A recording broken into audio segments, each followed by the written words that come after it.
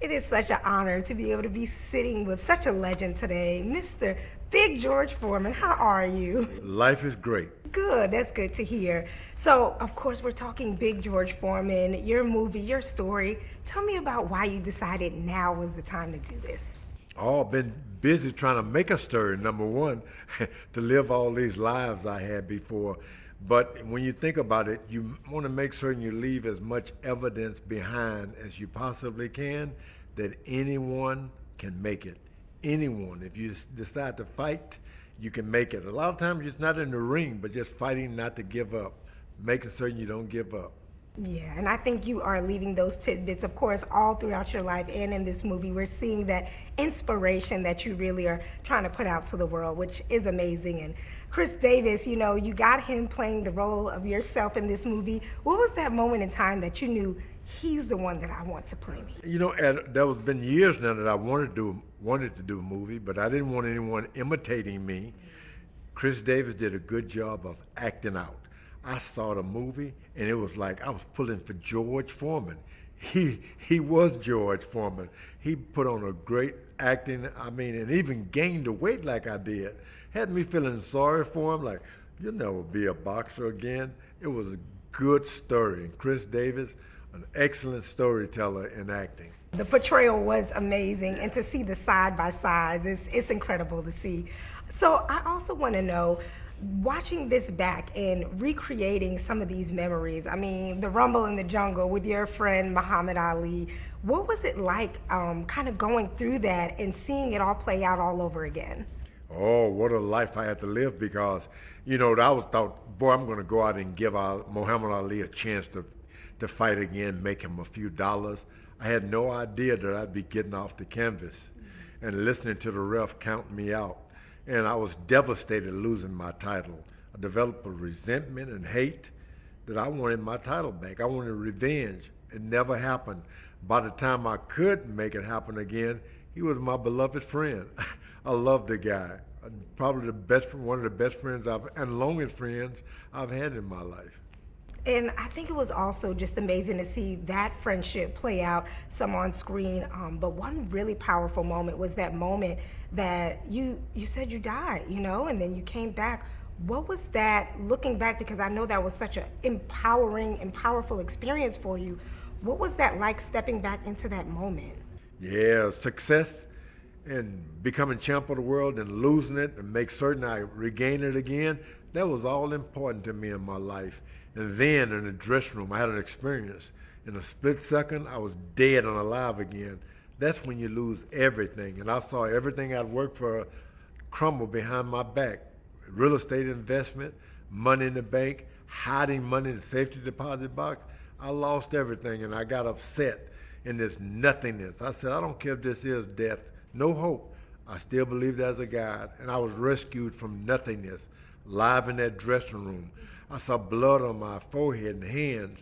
I didn't believe in religion. I started screaming that Jesus Christ was coming alive in me.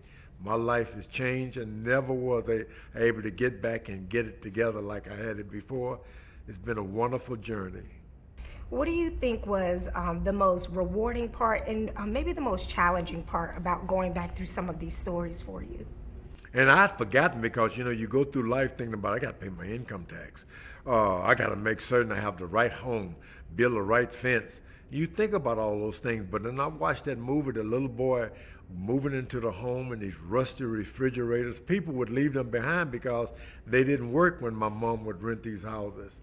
And I actually cried because they captured it in real art of coming from nothing. I didn't even have faith. I didn't have any hope.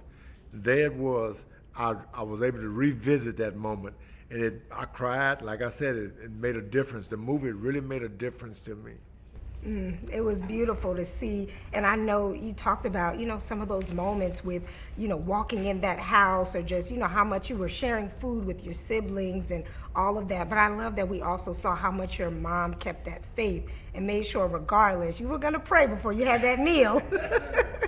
That was beautiful to see. My dear mom, she's always praying and asking the Lord. I said, I'm going to become a millionaire so this lady can stop that praying. It didn't even change anything with her. You got to keep that faith, George. You got to keep that faith. What a mother. When you think about all that you have done and everything that you see, of course, playing out in the movie and even things that didn't make the movie, when you take all that in and you sit back and you think about what you want your legacy to be, what does that look like? If you could describe it in one word and why you pick that word. Oh, I'm glad the movie was made because it's a story of fight. Keep fighting. Whether it's another piece of that cheeseburger, trying to become Olympic gold medalist, heavyweight champ of the world, getting up off the canvas, brushing your pants off, spitting in your palms and saying, I'm going one more round. And then having a family to fight for, a wife and children, all of those things to fight for, a reason to fight, and then finding God to make certain you fight to keep the faith. Amen to that. And, we talked about your mom. We talked about, your wife, your kids, and just having that support around you. What did that mean to you? Because I know that's an important part of, getting to where you are, having a good support system. Oh, that's right. My mom even told me once. She said, I stopped boxing for 10 years. She said, I didn't want you to just walk away from everything you'd worked. But she said, but now I accept you as my minister. You're my preacher. That touched me. And then my wife didn't know how to drive a stick shift car, and I had a truck at that time. She dropped me 10, 15 miles away from home and said, I'll meet you home. She believed that I wouldn't die along the road. You have people that have faith in you, and it changes everything. I just love this story, you being able to tell this story now. And of course, you're a boxing legend. You're a legend inside and I would say outside the ring as well. Who are some of the people George Foreman is watching right now in that boxing ring? Oh, I like all of the heavyweights, as a matter of fact. Deontay Wilder, the Gypsy King.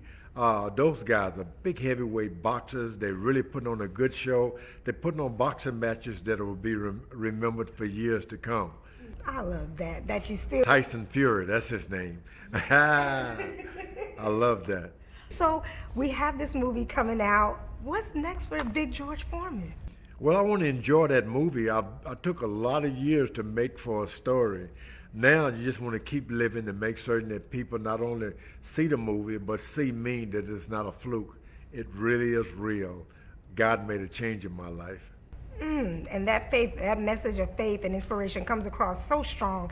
And I just have to thank you for putting that story out, for being a champion, not only for yourself, but for your family and so many people coming up behind you in your community. So thank you for doing that.